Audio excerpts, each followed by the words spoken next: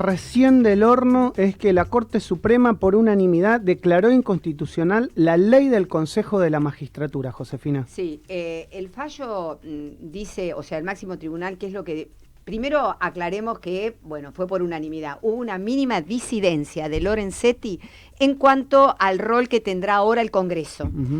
¿Por qué? Porque lo que está pidiendo la Corte es que el Congreso dicte un nuevo marco regulatorio, pero que le da un plazo de 120 días para que adecue la conformación, de lo contrario todas las resoluciones que salgan del Consejo de la Magistratura van a ser nulas. O sea, tienen el plazo de 120 días. Bien. Lo que está diciendo la Corte es que se va a volver a los 20 integrantes consejeros, digamos, para lograr el equilibrio que se había perdido con la reforma del 2006. Exacto, recordemos que vos lo dijiste 20 veces, pero el público se renueva. El Consejo de la Magistratura... El Consejo tenía 20 consejeros y lo redujeron a 13.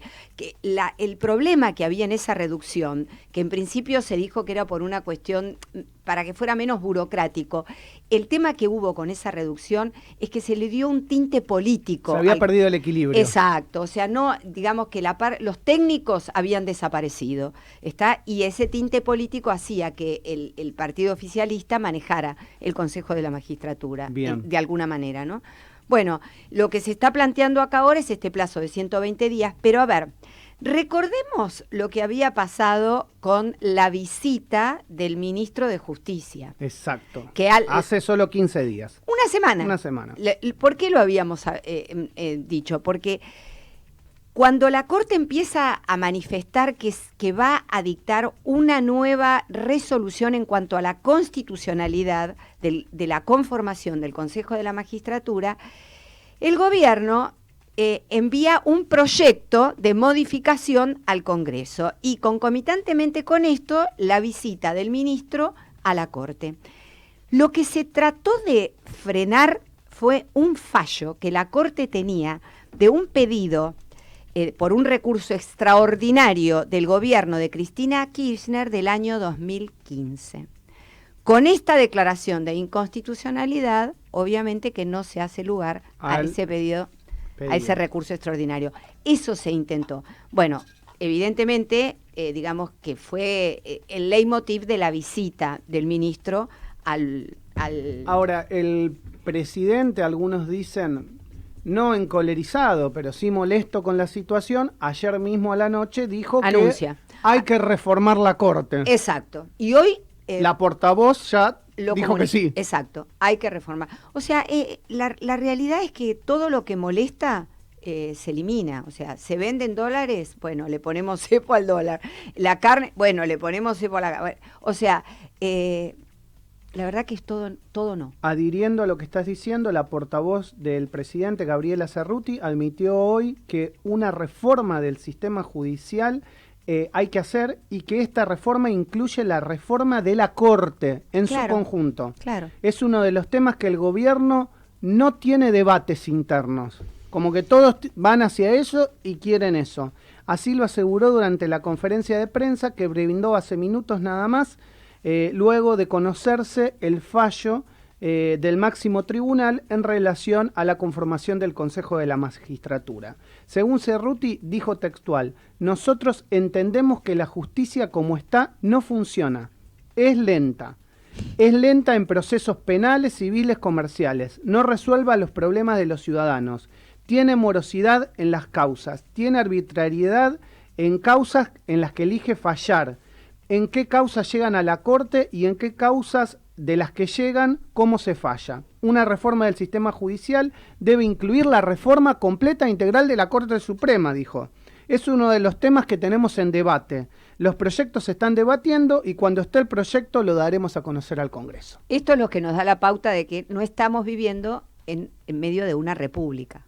No sé si porque la división de los poderes... O que tal vez algunos creen que no están viviendo. Claro. Yo creo que las instituciones en la Argentina funcionan. Siempre funcionaron. Y creo que se tienen que respetar. En los últimos años, ¿no? Y además acá estamos hablando de un fallo unánime. O sea, no es que estamos diciendo... Sí, no hubo lugar a duda ni a segundas interpretaciones. Ni a segundas interpretaciones. Pero además, Josefina, yo creo que, a ver, uno desde la comunicación tiene que ser muy claro en esta línea de pensamiento.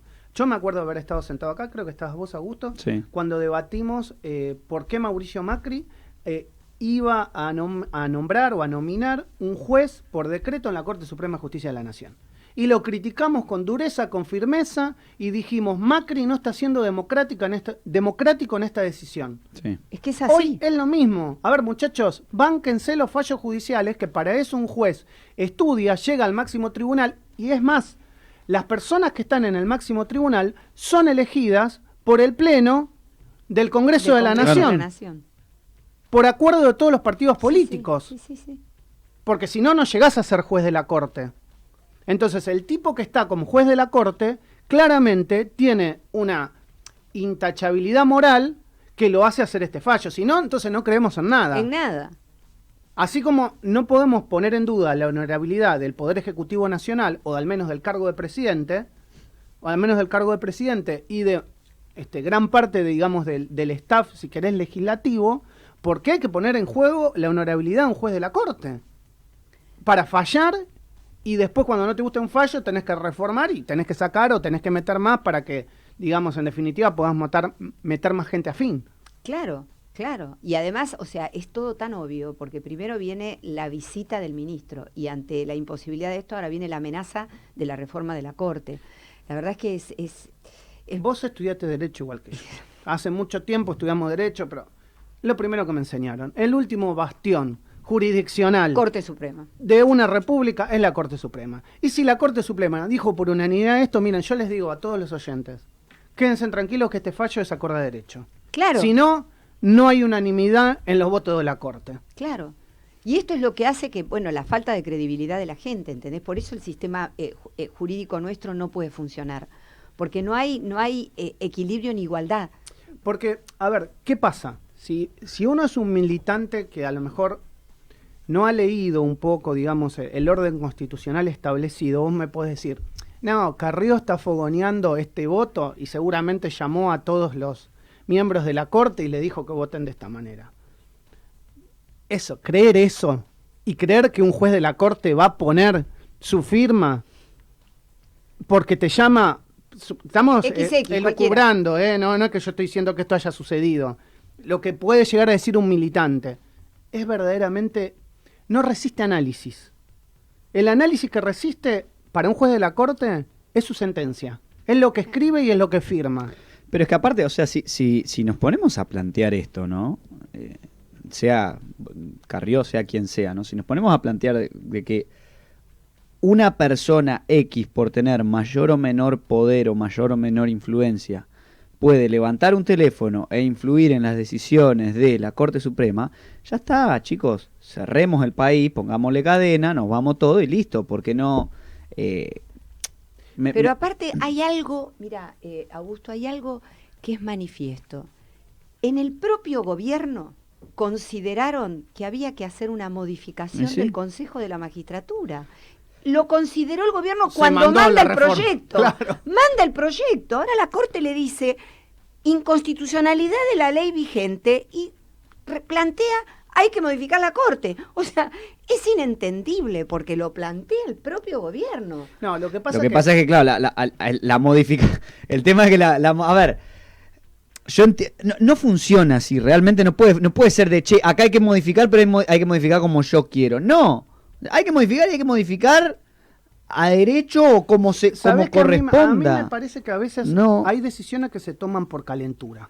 Sí, claro. Y vos sabés que cuando sabés esto, lo primero que tenés que hacer, uno dice a veces, estoy pensando 40 años de la democracia. Sí. Lo primero que tenés que hacer es llamar, como haces toda la semana, a todo tu equipo de ministros, a tu jefe de gabinete, sentalos, hagan un brainstorming, piensen con la almohada y después hagan pública ciertas manifestaciones que no tienen que ser públicas en un momento de calentura. En un momento de calentura, como el presidente o la portavoz, no pueden decir por un fallo judicial que van a reformar 40 años de democracia.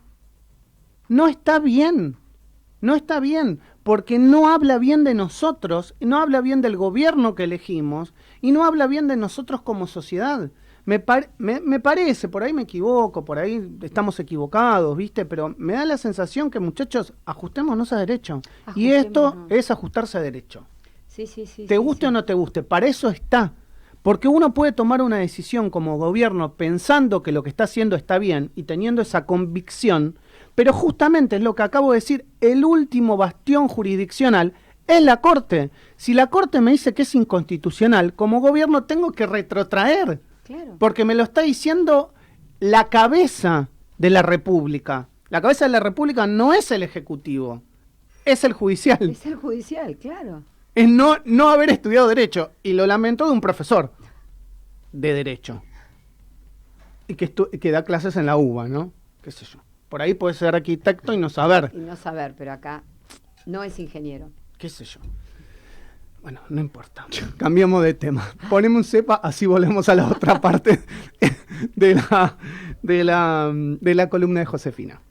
Para saber lo que pasa, para escuchar buena música, para pasar la mañana. El arranque, con Maximiliano Lecchi. Desde...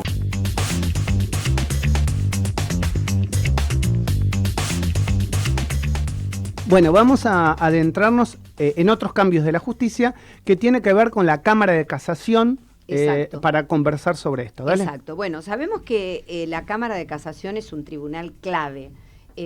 Por encima de la Cámara de Casación está la Corte Suprema. No hay otras salas, digamos, otras cámaras. En la Cámara de Casación acaba de nombrarse como presidente al juez Alejandro Slokar.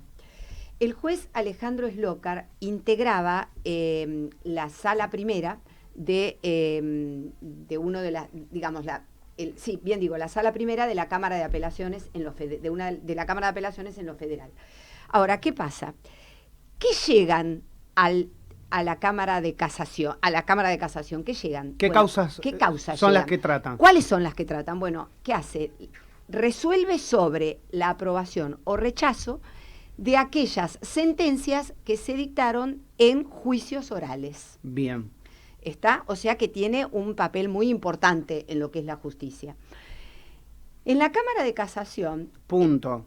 Para la gente, no tal vez para aquel que está instruido. Estamos hablando de causas federales, de delitos federales siempre, no de delitos comunes que trata la justicia ordinaria de cada una de las provincias. Esencialmente causas de corrupción. Esencialmente para que la gente entienda. Bueno, el juez el juez Slokar está vinculado a justicia legítima. Fue elegido por unanimidad, o sea, todos los miembros de la...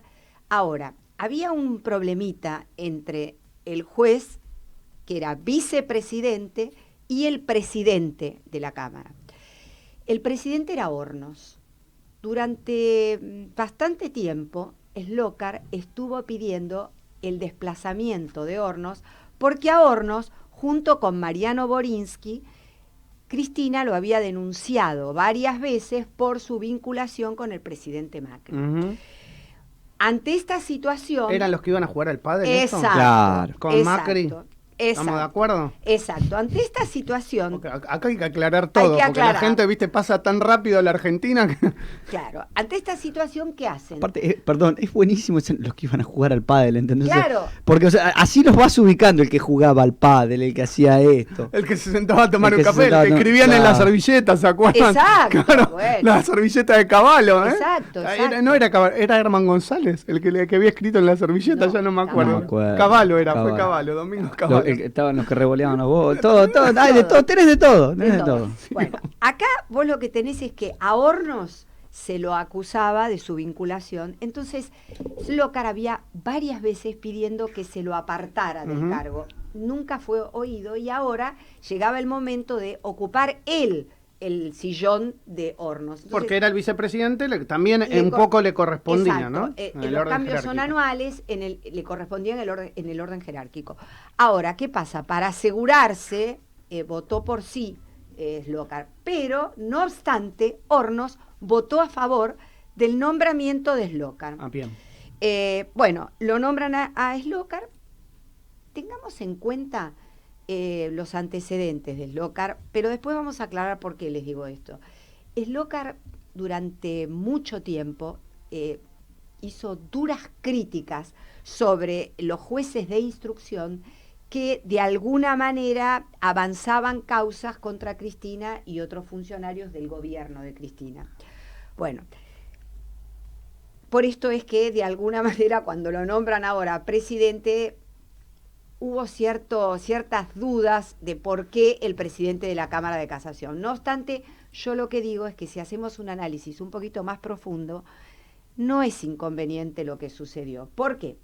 Porque primero porque el nombramiento se atiene a toda la reglamentación vigente. A toda. Ahora, competían dos. Competía él y competía Daniel Petrone. Daniel Petrone, durante el 19, fue vicepresidente de la Cámara de Casación. Ahora, lo deja fuera. Daniel Petrone integra la sala primera de la Cámara, que es la que tiene a su cargo, o tendrá a su cargo, resolver algunas causas, tales como el pacto con Irán, tales como Otesur y los sauces, tales como los cuadernos. Que si vos, digamos, salen o lo elegís como presidente, esas durante causas un año, pasan. En la sala a la que él pertenece, no puede votar. Exacto. Entonces, es importante que Petrone permanezca en la sala primera, por lo menos para ver si la apelación del fiscal para que los expedientes vayan a juicio oral, realmente pueden tener favorable acogida. ¿Está? Se entiende. Entonces, realmente es importante que se haya quedado en la sala primera. Para conocer la verdad, ¿no? Para si es que hay alguna verdad que conocer, si querés. Claro. ¿Y por qué te digo esto también? Porque la sala primera está integrada por uno de los jueces. La jueza es Ana María Figueiras y el juez es Diego Borra Tabeña. Si no quedaba el juez Petrone en la sala, tenías el inconveniente que ahí el voto iba a ser 1-1. No podés desempatar. No podés desempatar. Con Petrone existe la posibilidad de que estas causas finalmente se abran a prueba. Me parece una situación mucho más equitativa, ¿no es cierto?, que plantearlo de rechazo, digamos, porque haya un empate. Bien.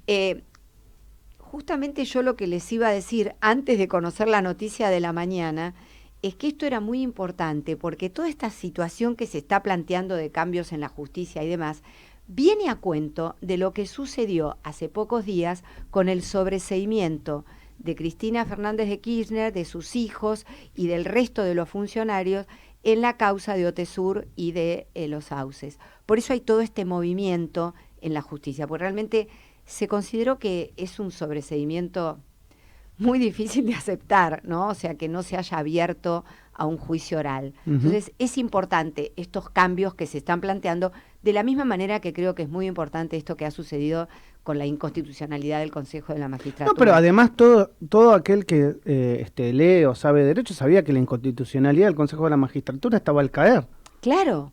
Bueno, pero por eso mismo es que yo creo que se intentó un adelanto de otra cosa, Maxi. Se intentó porque, como bien dijo Augusto hace un ratito, una cosa es tener la certeza de que vos podés mandar un proyecto como le está pidiendo la Corte, que envíen un marco regulatorio, y otra cosa es saber que el fallo te va a declarar el rechazo de un recurso extraordinario. ¿Entendés? O sea, es adelantar una jugada de vivos que somos.